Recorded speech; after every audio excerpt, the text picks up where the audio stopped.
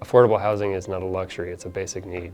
Housing affordability is a real problem. Only about half of households can afford a house right now. Print timber is what we call our project, and it's our material to bring 3D printed housing construction to reality. We're using a renewable material which is a lot more environmentally friendly and a lot more affordable. This project is really challenging because it requires a lot of different disciplines to make the whole thing work. We have the expertise in natural resources, in engineering, in architecture. This university and this team really has the diverse set of skills necessary to make this project a reality. I mean, there's a variety of ways architecture gets practiced, but nonetheless, I think for the most part, it's fair to say that, you know, we have an idea and we want to figure out how to get it materialized. The role of the architecture program and research by design here at University of Idaho is something that we're really interested in having architecture be something that is meaningful and impactful to communities. So a lot of what we're doing right now is through our design build work and through the print timber work, trying to do things that are immediately impactful to groups throughout the state of Idaho. And so this idea of waste and sustainability, not only limiting waste, but utilizing waste came into play. It all comes down to what the market needs are. So we are really trying to be in tune with what it is that people need. There's wood waste at every process, from milling, so when you're initially cutting down a tree, to when you're getting dimensional lumber, to when it's delivered on site. So we're essentially different in that we're trying to figure out a way to collect that wood waste so that we can have this good performing yet low cost material to bring it to the industry. Doing the research by design, testing things out kind of in the field, we'll learn some things that will complement the things that we're getting, say, for the performance team, where they're doing sample testing and they're running, you know, digital analyses and things like that. Of course, it also, not only just in terms of how it's constructed and how it performs, but also, like, what does it feel like? What is it like to sit inside? The end goal is for you to not even know that it's 3D printed. You could drive by it just like a normal suburbia and not even know that the house is 3D printed. This is gonna look like a average home in America, and we have the opportunity to have everyone kind of see a bigger picture of what really goes into making something from start to finish. I think the big thing is 3D printing has expanded outside of just the hobbyist.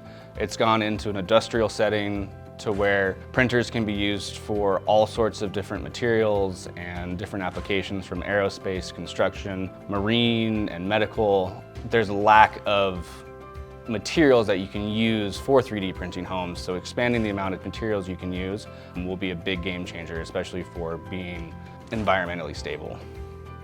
One of the great aspects of this project is using the wood waste material and kind of putting value in that and bringing new life to that type of material. I've always found that to be very interesting and kind of what motivates me as a researcher in developing new types of materials to improve the sustainability of the things that we produce. It's really just the layer by layer process, right? So you extrude some filament or the material, the printer material, and then on top of it you have to extrude the other layer. So some of the challenges with this process is seeing how those layers stick to one another, how well they bind, and then I know the performance team is doing some tests to kind of evaluate under real-world conditions and housing applications how the material performs based on those types of loads. My team works on coming up with a formulation of a particular resin, mixing that with a fiber such as wood. How does that behave? So a lot of our work is really understanding how this material behaves in a wet state. How does it flow? Does it extrude? And then also, how does it cure? Ideas using some synthetic resins, because we can buy them, try them out. So that's the thing about the 3D printing, is we want to be able to use it in different locations with different resources to minimize transportation of ingredients. So that's one of the things that we want to do, is can we come up with a bio-based system that's going to have the same processability, curing as some of the synthetic systems. It's innovation. It's not only a new technology, but it's an interesting material, and just trying to find ways of, how we can use that is exciting. We started to think about another way to consider this, which would be about the material first, and the printing is sort of in the background.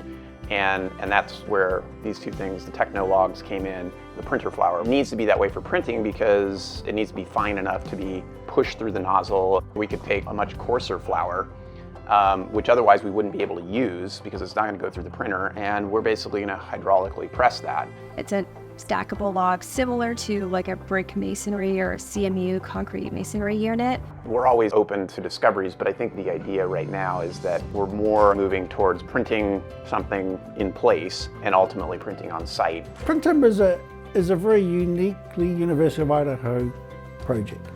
Why? Because it was conceived at University of Idaho.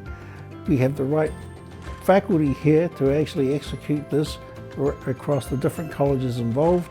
And this is the only university that is doing this type of technology globally. We're trying to create the advanced manufacturing housing economy of the future where we use waste materials and automated systems to 3D print houses.